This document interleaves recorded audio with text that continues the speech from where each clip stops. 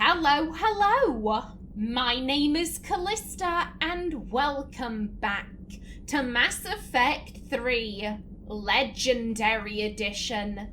In the last episode, we were welcoming Kaiden back to the Normandy. It's been so long. It's been so long since he was last on board. Is there anything else you want to talk about, buddy? Hey, I bumped into Edie in the hall. Scared the shit out of me. You could have warned me. She looks good, though. No! Can one person please not sexualize her? Can one man? Like, I don't think that James has sexualized Edie. I don't think that James has done that. Cortez hasn't either, although Cortez is gay, so Edie is not exactly his demographic. But, like, please, can one straight man not sexualize Edie, please? Getting settled? Not much to unpack. Left Earth in a hurry. Just the clothes on my back and a few things I've picked up on the Citadel. Kinda like it. Living lean. Cerberus didn't cut corners rebuilding this place. There's a whole lot of credits in here. Can't wait to get back out there. Okay, now that feels like a final line. Can't wait to get back out there. Yeah, there we go. There we go. And hello, Garrus.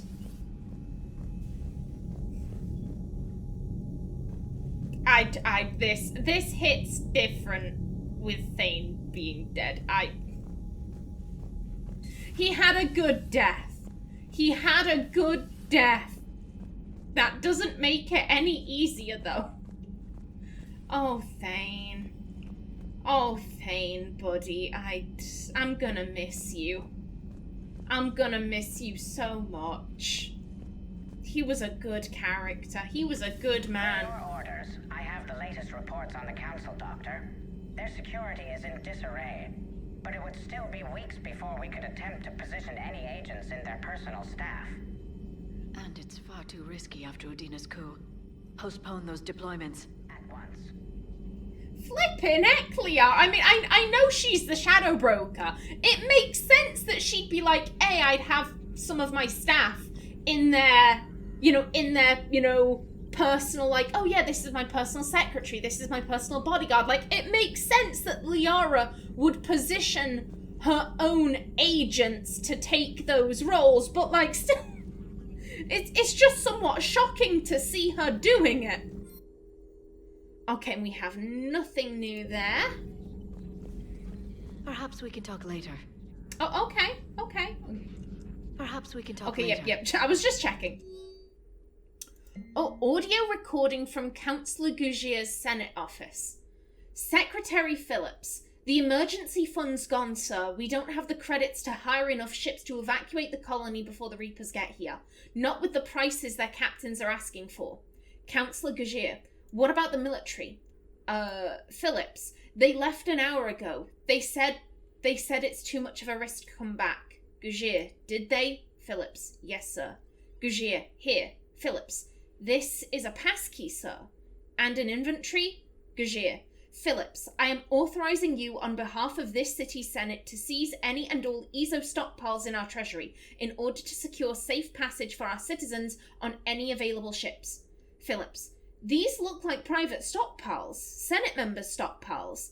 Gougier, I'm foregoing re-election, now get us those ships, good man, fuck the Senate members. I mean, what are you stockpiling them for? If you don't leave, well, to be fair, these people probably will have already fled. They'll have abandoned ship long ago and left all of their shit behind. That's right, take their shit. Take their shit to save your citizens. Good man. I'm foregoing re-election. Now get us those ships, Phillips. Yes, sir. Oh, hell yeah. Good man. Excellent work. Greetings, Commander. Hello there, Glyph. Hello? No one ever hangs out in the kitchen. No one, well, to be fair, it's not a kitchen, it's a galley. No one ever hangs out at the galley. And no one snuck into Garrus's quarters whilst he is away. Okay. Now then, Chakwas wanted a chat, and I am always happy to chat to my favourite doctor. Madam? May I speak? Commander, an opportunity has come to my attention that may interest you. What's going on, Doctor? Refugees arrived at the Citadel recently in possession of military-grade medical supplies and equipment. In reviewing our inventories, I determined we have an excess of medical supplies to treat contagion, exposure, and malnutrition. They're equipped to help injured soldiers, and we have supplies to help suffering refugees. Precisely. Perhaps you could ply your charms to broker a trade. Chakwas, we're not exactly a diplomat here. Naomi is more shooty than talky. Like, why not ask Trainer? Trainer is lovely. Very charismatic young lady. Isn't this something you could do yourself? War profiteering is running rampant, and these refugees are wary of the Alliance military. They didn't trust me. But you are Commander Shepard, the hero. You could persuade them. I mean, it's Chakwas. It's Chakwas. Also, it benefits us, but it's Chakwas. Of course we're gonna do it. I'll find the refugees as soon as I can. Speak with Tactus. Many of the refugees near the Citadel docks look to him for leadership. Thank you, Commander. With access to their equipment and materials, I believe I could increase the effectiveness of our Medigel. Ooh, well that'd be handy. It would help all involved if you could barter a trade of medical supplies with the Citadel refugees. Speak to Tactus. You should be able to find him near the docks. I'll give it a go. Anything else? It would help all involved. Okay, no, if you could barter just a that, trade of okay. medical supplies with the Citadel refugees. And no one is chilling out over here. No, let me out. Thank you. Yeah, I'll absolutely see what I can do. To be honest, I will be going back to the Citadel sooner rather than later. I've been thinking about what quest I want to do next. And I've been speaking to some friends. Now, the Citadel in flames. A brazen attack by Cerberus, repelled by CSEC. Alliance Marines explain the Council fleet's delayed response. We speak with the brave men and women who fought the good fight in the battle space. Lovely. But yes, I've been speaking with some friends, and they actually suggested now would be a good time to do the Omega DLC, and to get that started, we have to return to the Citadel to speak to Arya. So yeah, we'll be heading back there sooner rather than later. You know, once we're done with Omega, maybe we'll see about those supplies. Commander, I've got some questions about the coup, but I'm online with my producer right now. Can we set up an interview in your cabin? Okay, yeah, sure thing. Now then, let's take bets. Is Donnelly gonna say something nasty? Oh my god, he's quiet. What is this? What is this? Commander. I expect this man to say something disgusting every time I enter. Oh my god. I'll take the silence. Good job, Donnelly. All good, Commander. And Daniels? Commander? Okay, lovely. And again, anyone down here? Anyone chilling out down below? No. Okay. Now then, last but by no means least for this floor, Javik, buddy, how you doing? Any thoughts on the coup? Traitors are the worst form of enemy. In our cycle, we would remove their limbs one by one and offer them a choice. Eat their own flesh or starve. Your politician deserved far worse than a bullet. And if the other human had not seen reason, his death would be certain too. There is only one enemy in this war. Reapers. No others will be tolerated. I'm sorry, eat your own flesh or starve. What the fuck? What the fuck, Javik? I would like to visit the Citadel sometime, when it is not infested with traitors. Shit, yeah. Yeah, the Citadel was around during the Protheans' time, because we all thought that the Protheans had built it. No, turns out they didn't. Oh, yeah! Yeah, absolutely, you can come on down to the Citadel. You might cause a bit of a stir, you know, considering you're an actual Prothean, but hell yeah. I've heard about the Kylan human you encountered. It is good to have a name for the enemy I will enjoy killing most. Oh, we're all going to enjoy killing him. We're all going to enjoy killing him for Thane. Yes. Yes. Okay, that's all he has to say. You do you, Javik. You do you. And down to the shuttle bay. Oh, there's Sophie. There's Sophie being a good girl.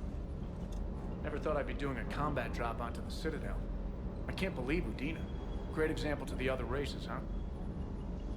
Hopefully whoever replaces him will be a much better bloke. I doubt Anderson will go back to the position. I mean, he made it very clear he did not like being a politician. He is a military man through and through. And I think Naomi can respect that. I mean, hopefully Naomi won't be instrumental in choosing whoever the next human counselor is. Hopefully, you know, the politicians can take care of that bullshit themselves. But, you know, hopefully whoever, you know, takes his place is a decent dude. That last mission on Novaria shows why I love the Codian. All you did was drop them off and bugger out. How are you proud of that? I seem to remember being shot at the whole time, and everyone coming back in one piece, Mr. Vega. Yeah, next time park it and come join the party, Esteban. Is everything okay, Shepard? Just checking in with you. Hello, Commander. Okay, there we go. Now then, okay, no, I can't go around that way. But Sophie's coming. Sophie's coming, and I have to tell her that she's a good girl. Good dog. Yes, you are, Sophie. Yes, you are. You are the loveliest mecha puppy ever. And are you two still gossiping? Yeah, you still gossiping, but you won't tell me the gossip. How dare. I am offended. Now then, James, buddy, you doing alright? Hey, Commander. I knew Udina was a dirty bastard, but I never would have guessed he was that rotten. This whole war is loco. I mean, can't they all see how we need to work together? When people are scared, they're slow to trust. Sure, but... what's the point? Look, just so you know, I've got a new shoot first, ask questions later policy when it comes to politicians. Fair enough. I mean, that's Naomi's policy. That's Naomi's policy. She hates diplomacy and politics and all that crap. Ready when you are. Okay, anything else? Ready when you are. Was that all you wanted to talk about? You sent me an email saying you wanted to chat. Was that it? I'm going to assume it was. I'm going. Unless you stop me, James, I'm just going to go.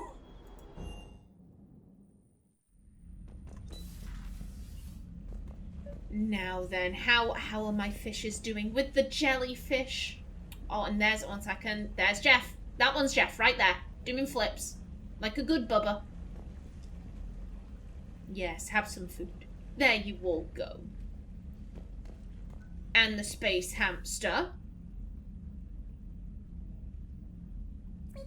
Oh, a squeak. Okay, now we have a couple of people we can call up. Trainer, if you're not doing anything, I've got a few hours free. Would you like to come up? Your cabin is gorgeous. I've seen apartments smaller than this. Oh, an actual shower. The faucets in the women's bathroom are crap, by the way. In any event, I thought you might be in the mood to play. Chess? I bought a board on the Citadel. GUI interface. Not nearly as much fun as real pieces.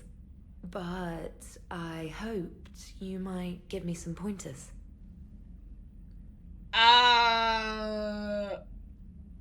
This is screaming romantic interactions. I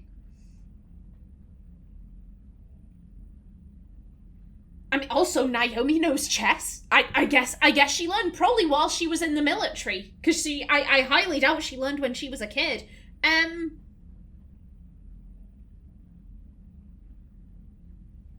So I've had a couple of people say like, oh, will Naomi hook up with Trainer? And I've got to be honest, like, so far, Trainer's nice, Trainer's cute, but I haven't felt anything other than platonic friendship, at least on Naomi's end. I've definitely had times where I'm like, Trainer, are you flirting with Naomi? Are you flirting with her? But on Naomi's end, I've never felt anything that would make me go, oh shit, she's interested. She's interested, hell yeah. As I've said before, I don't plan out romances. I don't create a character with the intent of, oh, this character is going to romance this character, and this character is going to romance this one, and blah, blah, blah, blah, blah, blah, blah. Like, I just create a character, and if there's, you know, an NPC that I'm like, oh shit, there would be interest here, or like, oh damn, they have chemistry, this is kind of cute. Like, if that happens, it happens, and if it doesn't, if they never meet a companion who I'm like, oh yeah, they have romantic chemistry, then they just don't have a romance. I'm quite content to have a character that doesn't romance anyone. Don't get me wrong, I love romances in games. I absolutely love them. But again, for me, it's all about like, does the character feel chemistry with this other person? I want the character to tell me, oh, this one right here, I want to go after them. And Naomi likes Trainer, she likes her as a friend, but romantically, I don't think there's anything there. Like with Liara in the first game, I remember feeling like, oh shit, they're actually remarkably similar. Naomi looked at Liara, you know, when they first met, and she thought, oh, posh kid. You know, posh kid with an influential mum. You know, she's grown up, she's been able to go to university, she probably doesn't have any debt.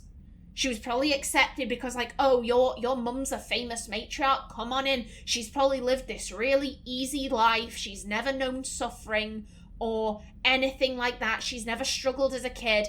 And then Liara opened up about, like, oh, my mum was never really there for me because she was this famous matriarch, and I was always kind of viewed as being different because I'm a pureblood, and although people would never be so rude as to say it to my face, I knew they were saying it behind my back, and I've always felt very isolated and alone. And Naomi was like, oh shit, we both have issues relating to our mums.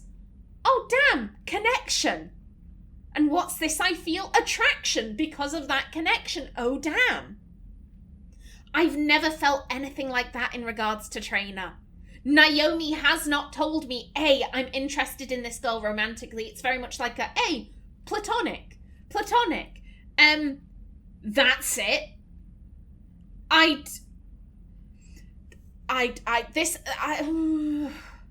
This reads to me as like, oh, is that why you're here? Is that the only reason? I thought we were gonna bang. Like, and I'm like, no. She was talking about how, like, oh, the women's faucets were shite. The women's showers are really bad. I'm hoping this is like you could take a shower if you want. If the faucets are so bad down there, you can shower in my room. Like, I don't care. I hope this isn't, how about a shower together, Trainer? Let's bang in the shower. Like, I can't go with this because this seems like sexually aggressive, and I'm like, yeah, Naomi doesn't feel that. So please be friendly. Please be friendly. That's funny. I figured you'd be more interested in a shower. I didn't realize that was an option. It's an option. Well, just give me a moment to grab my things.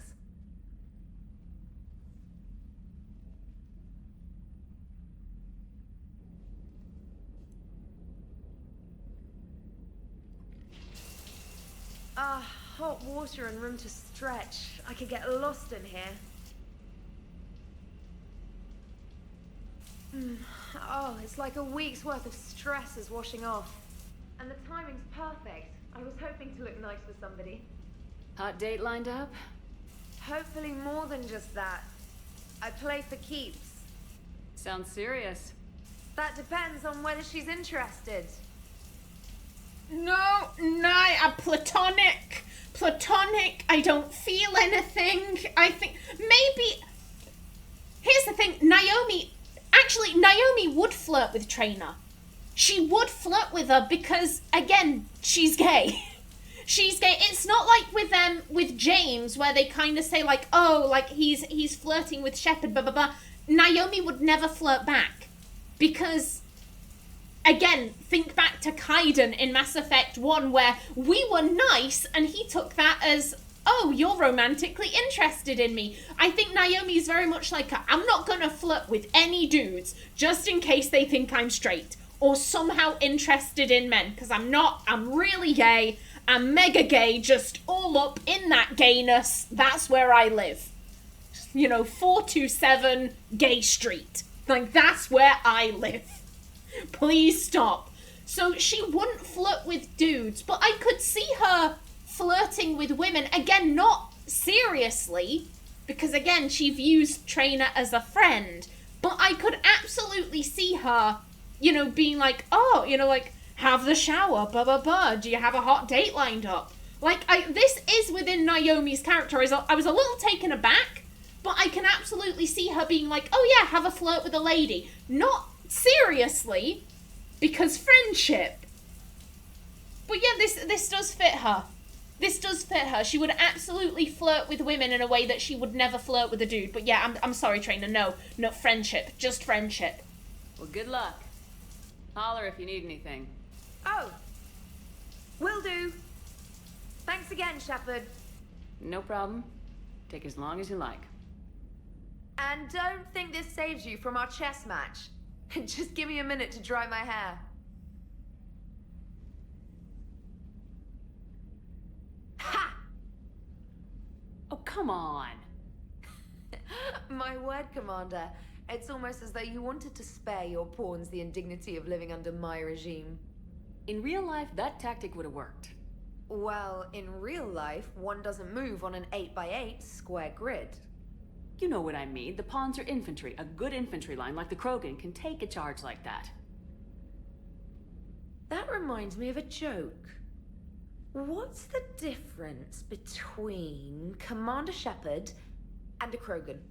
One is an unstoppable juggernaut of head-butting destruction. And the other is a Krogan. And the other doesn't have a smart-ass comm officer to keep her in line. Ooh, that's even better than the number of testicles punchline. I'm glad you didn't run back to the lab, Traynor. Thanks. So, rematch? Hell yes. I like that. I absolutely believe wholeheartedly that whoever taught Shepard chess, like, the only way that Naomi could understand it was like, okay, like, we'll use battle tactics. We'll use battle tactics. The pawns are the infantry. This person's like the engineer. This one is the da-da-da. And so that's why she's like, I'll use real-life military tactics. I've lost. I like that. That was cute. That was cute.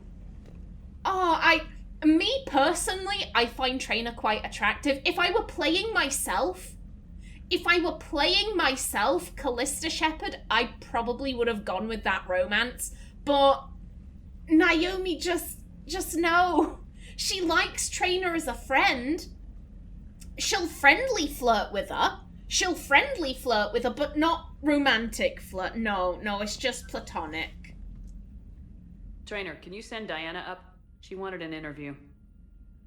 Right away, Commander. Ready for a chat, Commander? I'm ready. Commander, it's no secret that Council Space has suffered some serious losses to the Reapers lately. Now Cerberus has struck directly at the seat of our government. If something as small as a human terrorist organization can hit the Citadel, is anywhere safe? Oh, they tried. They tried, but they failed. We fucked them up. And we're gonna continue fucking them up. Screw Cerberus. We're gonna get them.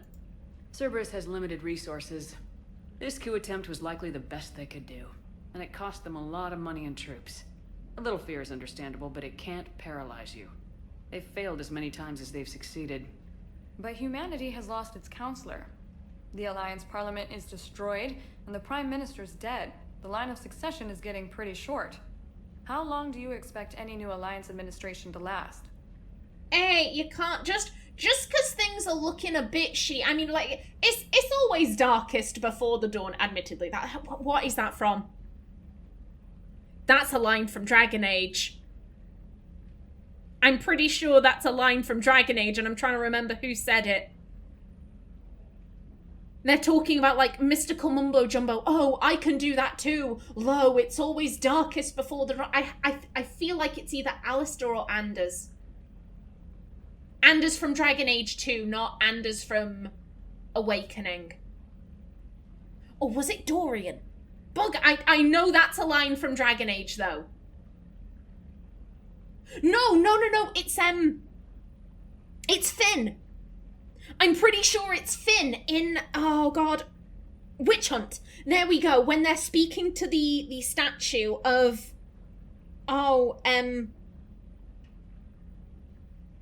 is it Lenny Zenobia? Lenny Zenobia? Consort to such and such a person. He was an Archon. And she gave her prophecies and he didn't like them, so he turned it to stone. But lo, her prophecies came true. And she's giving mystical gubbins. I just smacked my hands into my headphones. My apologies if you heard that. But yeah, she's giving her mystical bollocks and Finn is like, oh, I can do it too. It's always darkest before the dawn. Yeah, things are bad now, but you can't lose faith. You can't lose faith, otherwise you've already lost the battle. Leaders will rise. You can't lose hope.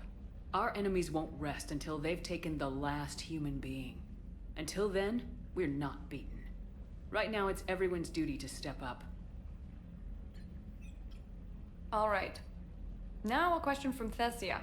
Commander, during your tribunal, some said you had Cerberus ties. Thanks for your time, Commander. This is Diana Allers for Battlespace. Good night, and stay strong. Be careful, Commander. You keep feeding me like this, and I'll follow you home. No. No, madam. Please go back down to your room where you live. You do not have access to my house on Gay Street either. I think we're just fine in front of the camera. Oh, did you think? Of course you did. Me and my big mouth. I'd better get out of here before I send another wrong signal. See ya, Commander.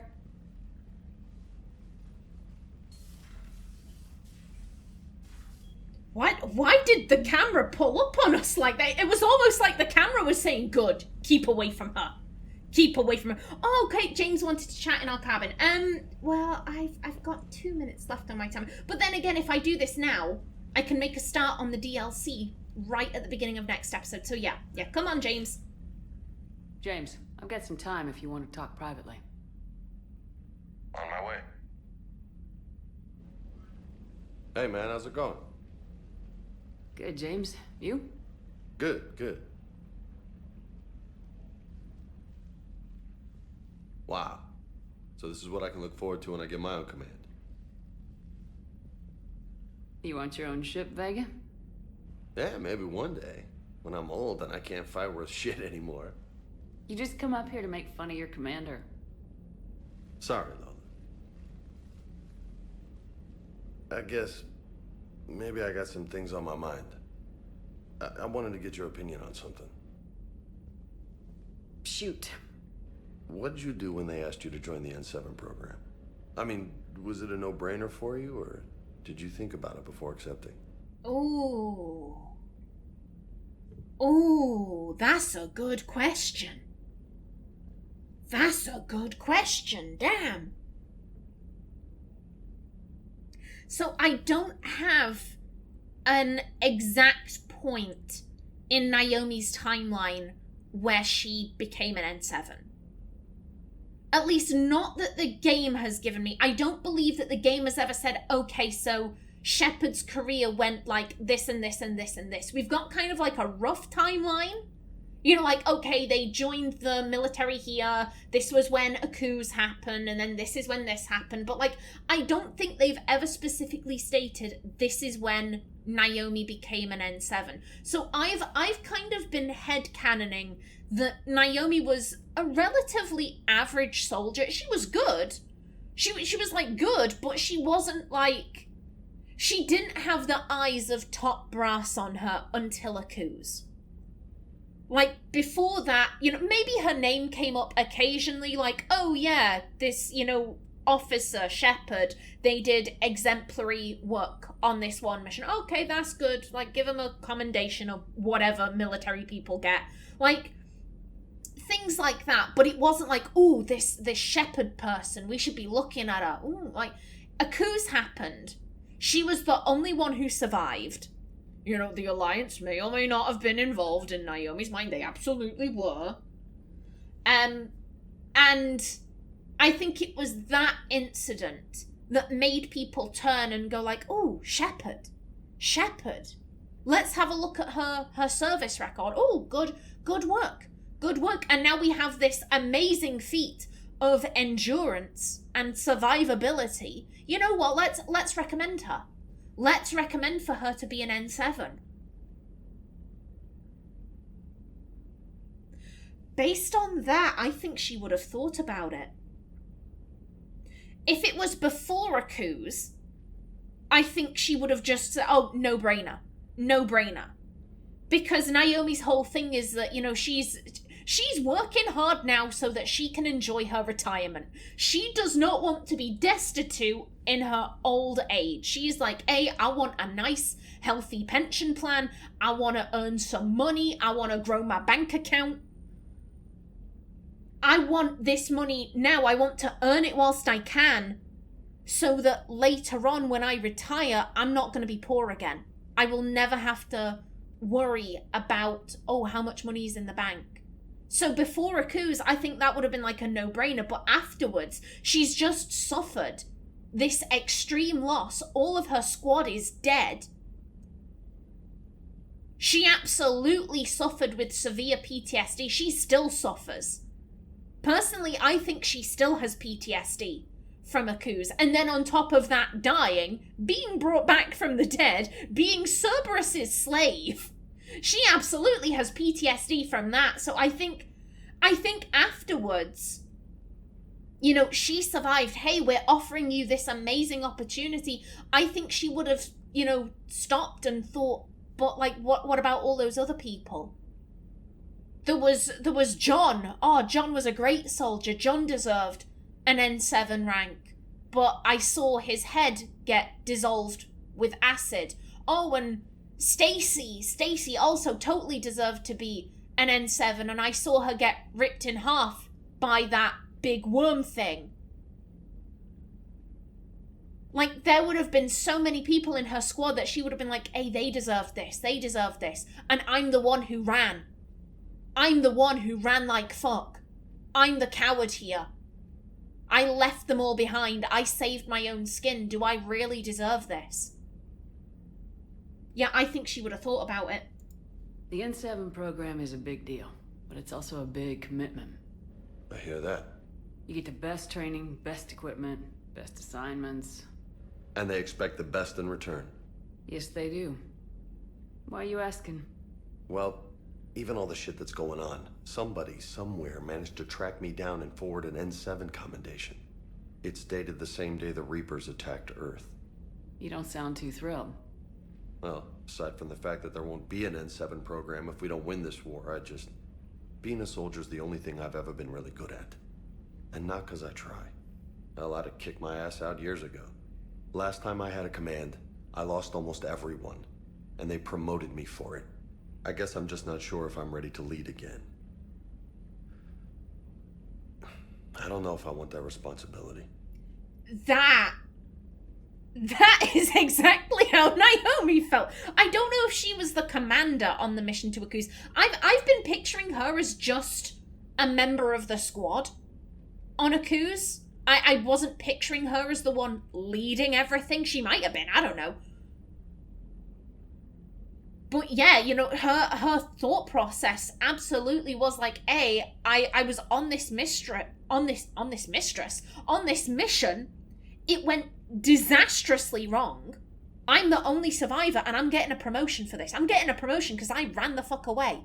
What is this? That doesn't seem right. Yeah, what happened exactly on your mission? You mentioned that before. What went wrong? What didn't go wrong? We were out on patrol, checking on some strange readings, and the collectors hit. But they hit the colony first.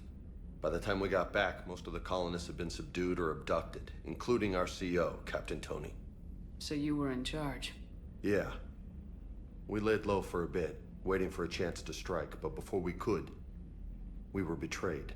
One of the colonists turned out to be a Cerberus spy working with the collectors. I had no choice. I killed him and destroyed the collector ship. But it got ugly. We lost most of the colonists and all but one of my squad. Not exactly a textbook operation. Oh. Oh. Naomi doesn't believe that. I mean, she would say this if she were including herself in it. We, as a whole, are expendable. We die so that civilians are kept safe. I don't know if that is how that is going to come out.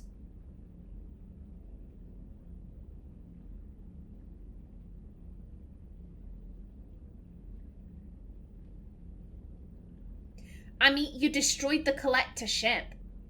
That's the thing of it. It's what I was saying before. You all died so that... Well, did he say he saved the colony? We lost most of the colonists. Okay. There's my answer. I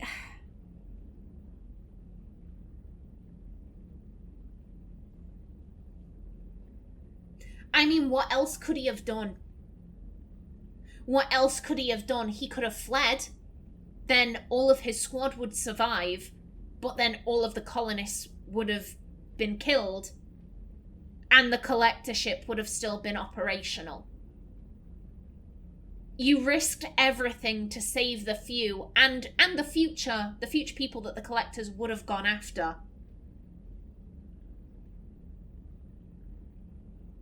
You took a risk, but you saved people in the long run. You can't blame yourself for being put in a tough situation. And if you were promoted, then something must have gone right. Sure, but... If you'd saved them all, would things have worked out better? I don't know. I don't think so. The right choice is usually not the easy one. Yeah. Did you know that before you joined the N7? Yep. That's why I was asked. And it's why they asked you. There is not a single N7 that hasn't sacrificed either themselves or their soldiers at some point. So you think I should accept? Oh. I mean, it's his choice. It's his choice.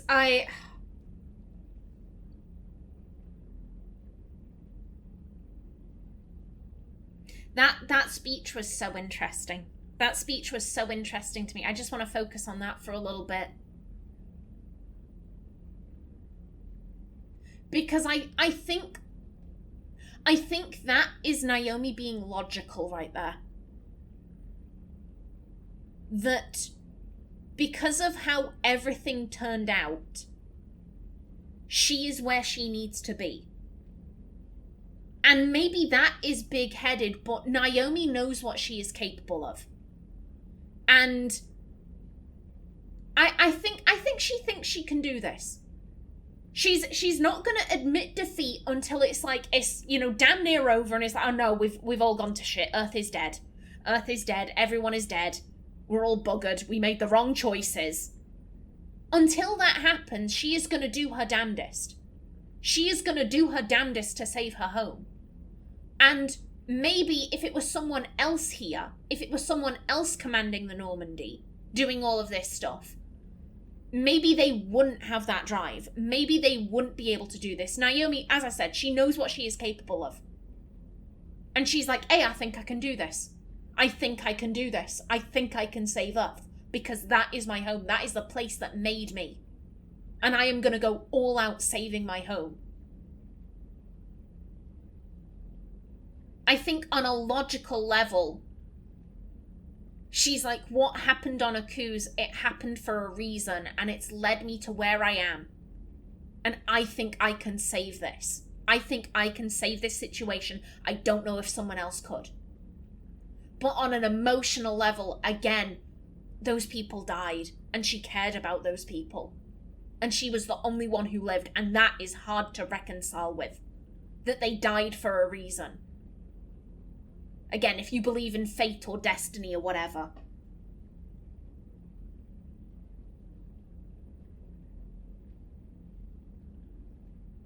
I'm drawn to this one because she had to make the decision whether or not she joined N7. I don't necessarily think, maybe, would Anderson have been there? Oh god, I need to know. I need to know, but the game hasn't told me. Did Anderson push her? Do this. How long has she known Anderson for? I'm gonna say that she had to make that decision on her own. She had to make that decision on her own, and so she's gonna leave it up to him to do it on his own. I don't think she'd feel right pushing this. It's up to him whether or not he does the training. Only you can make that decision, James. But I think you already know the answer. I'm glad you think so. If you don't mind, maybe don't mention this to anyone else. Of course not. Gracias. Well, I think I better get back to the hangar. Things here, it's a little too soft for me. The bed's a lot harder than it looks. Are you flirting with me, Lola? I'm going. Thanks again, Shepard. Anytime. I love that. She crossed her arms and he was like, okay, I know you're not. I'm sorry. Oh, that was cool. I like how that came out. Like, only you can make the decision, but I think you've already made it for yourself. Like, I like how that came out. I was worried that was come out as like, oh, I don't give a shit about this. Because she does care. She just wants him to make the decision because it's his life. It's his career. He shouldn't feel forced to do this. He shouldn't feel forced to accept this promotion. He should want it for himself. So I like how that turned out. Alrighty then, I am just about out of time for this episode. In the next one, we'll be making a start on the Omega DLC.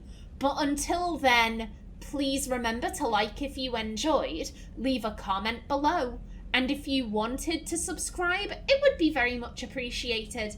I've been Callista. Thanks for watching, and see you in the next episode.